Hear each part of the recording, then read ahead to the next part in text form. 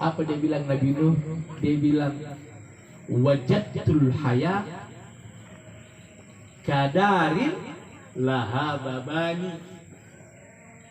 Saya mendapatkan kehidupan 950 tahun ini, kata Nabi Nuh alaihissalam, itu seperti saya hidup dalam sebuah ruangan dan kadari laha babani, yang punya 2 pintu.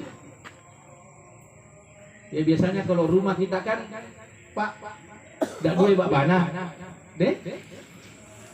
Misalnya ini rumah, ini kalau rumah ini ada pintu belakangnya. Hah? Ada di? Nah ini pintu depan, ini pintu belakang. Kira-kira kalau kita dari pintu depan ke pintu belakang, berapa banyak waktu yang kita butuhkan? Kira-kira berapa lama kira-kira? Hah? 2 menit? Wah, istana itu gue yang mau.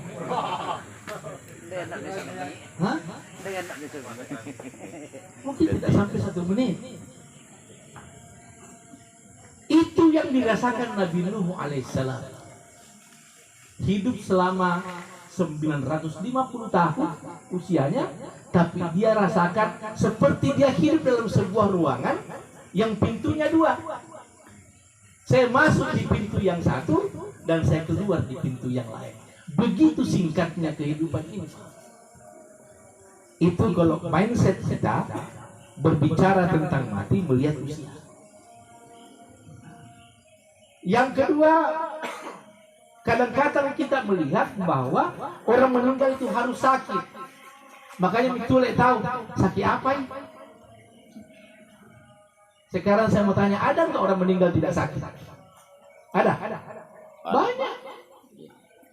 Banyak orang meninggal tidak sakit. Tappa mati si dalona. Duduk-duduk dengar pengajian takziah, tappa mati. Manras.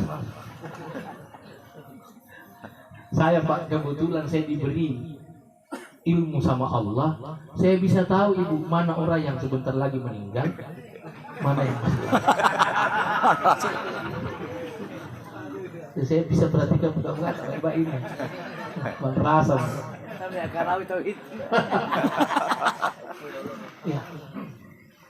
Jadi sakit tidak ada hubungannya dengan mati. Makanya kadang-kadang saya itu bingung, ada orang-orang takut ke rumah sakit karena tidak mau tahu penyakit. Padahal penyakit itu tidak ada hubungannya dengan kematian. Yang berhubungan dengan kematian itu apa? Dalam Al-Quran Allah berfirman bahwa yang berhubungan dengan kematian itu banyak istilah dalam Al-Quran tentang mati. Ada istilahnya wafat, ya. Ada istilahnya ajal, ada juga al-yakin. Al-yakin juga artinya mati. Kalau wafat itu artinya suku, sempurna. Allah bilang dalam Al-Quran apa? Innama tuwaffawna ujurakum yawmal qiyamah. Pada saat itu Allah sudah cukup kehidupan. Makanya orang mati disebut wafat. Ada juga ajal. Allah berfirman dalam Al-Quran apa? Idza ja'a ajaluhu la yastakhiruna sa'atan wa la yastaqdimun. Kalau telah tiba ajal kepada mereka, Allah tidak akan mundurkan sedetik pun dan Allah tidak akan majukan sedetik pun. Ada juga al-yakin. Allah berfirman dalam Al-Quran, wa'budu rabbaka hatta ya'tiyakal yakin. Sembahlah Allah sampai datang kepadamu kematian. Jadi nanti kita berhenti menyembah Allah, Bapak Ibu, mati. Sampai di situ batas. Makanya al-yakin juga bermakna al-maut. Nah, Bapak Ibu hadirin pemalam ini dan Nana hadir. Sampai jam berapa gini Ustaz? Hah? Kuat sampai jam 1 Bu. Hah? Ya. Kalau kuat tidak masalah. Ibu-ibu bapak yang kuat, saya yang hancur.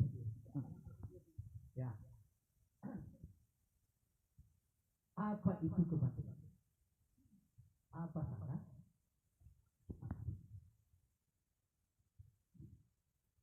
Ini kematian dalam agama kita sesuatu yang pasti hanya satu. Yang lain itu tidak ada yang pasti. Oh iya. Pasti tidak. Pasti tidak.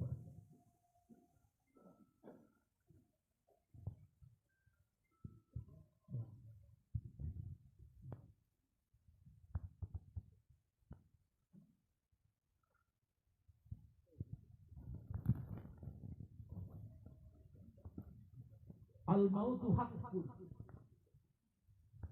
Mati itu pasti. Makanya ada ungkapan yang menarik. Ungkapannya Ali bin Abi Thalib. Ali bin Abi Thalib itu bilang apa?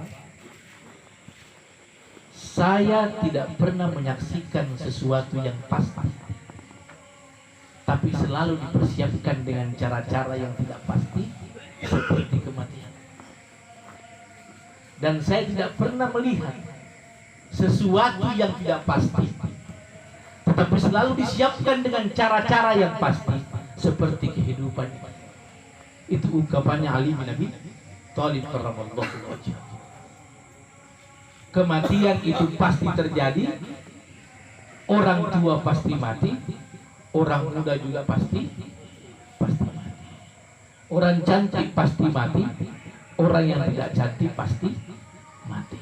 Orang yang mancung hidungnya pasti mati, orang yang peknya puruna pasti mati. Orang yang berani mati pasti mati, orang yang takut mati pasti mati. Bahkan kebanyakan itu lebih duluan mati orang yang takut mati daripada yang berani mati. Nah, apa sangat mati? Kematian pertarungan Nanggerunta, Bapak Ibu, ada dua pendapat para ulama. Yang pertama, ada ulama berpendapat bahwa mati itu berpisahnya antara nyawa dengan tubuh. Jadi kalau berpisah nyawa tak sama tubuh tak, ya mati. Itu pendapat yang pertama. Pendapat yang kedua, ada ulama berpendapat bahwa mati itu tidak bisa disebut sebagai peristiwa yang memisahkan antara tubuh dengan nyawa. Karena sesuatu yang berpisah itu mesti sesuatu yang setara, mesti sesuatu yang siandaran, kalau orang sini bilang. Nyawa dengan tubuh tidak setara. Kalau bahasa Bugisnya tidak apple to apple. Nyawa dengan tubuh itu tidak apple to apple. Tubuh tak makion rongi, makai pia, makai warna. Nyawa tidak makion rong, tidak makai pia, tidak makai. Tidak mungkin sesuatu yang berbeda sifatnya bisa disebut berpisah. Kalau sekarang sebentar saya pulang ke rumah, ibu pulang ke rumahnya masing-masing, itu disebut kita pisah. Kenapa kita pisah? Disebut kita pisah karena kita setara. Sama-sama pakai ondro, sama-sama pakai pia, punya bentuk, dan sama-sama pakai warna. Ada warna. Nah, nyawa tidak ada wujud, tidak ada warnanya, tidak ada bentuknya.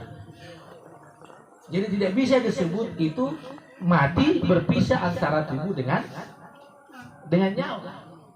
Sekarang saya mau tanya, Ki, pernah kita nyawa tak? Hah? Pernah kita nyawa tak, Bu? Tahu nyawa tak? Hah? Tahu? Kenal sama nyawa tak? Mulai mengegas lagi ceramah, menggas pakai ini. Kenal sama nyawa tak? Kenapa kita tidak kenal nyawa? Nah selalu kita sama-sama, sama kita tidur, sama kita mandi, sama kita kerja. Kenapa kita tidak kenal dengan nyawa? Padahal tidak pernah dipisah sama nyawa. Makanya orang dulu bilang kalau orang yang tidak kenal nyawanya, bisa dipastikan orang tersebut tidak kenal dengan dirinya. Nah, orang yang tidak kenal dengan dirinya bisa dipastikan tidak kenal dengan Allah Subhanahu wa taala. Man rasa. Jadi mati bukan sesuatu yang disebut berpisah tubuh dengan nyawa.